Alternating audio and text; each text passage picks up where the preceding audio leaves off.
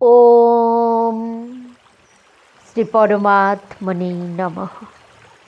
গুরু মহারাজের শ্রীচরণে জানাই আমার শত কোটি প্রণাম।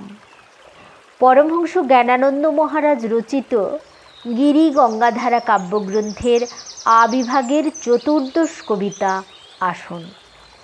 এই কবিতায় যোগীবর বলেছেন, মনের উপর বিজয় প্রাপ্তি করার জন্য পদ্মাসন বা সুখাসনে দীর্ঘ সময় মনস্থির করা চাই। বহিঃশত্রু বশ করা যতটা সহজ, কিন্তু মনের মধ্যে বসবাসকারী শত্রু দলের বশে আনা সহজ নয়।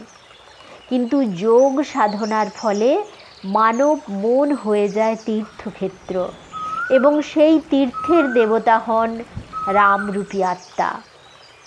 শুরু করছি আবিভাগের চতুর্দশ কবিতা আসন।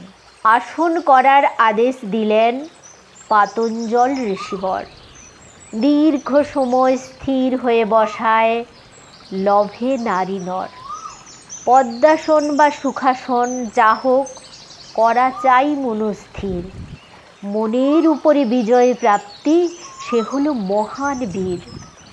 বহির শত্রু বশ করি লওয়া যতটা সহজ হয়, মনে বসবাসকারী শত্রু দলেরে বশে আনা সহজ নয়।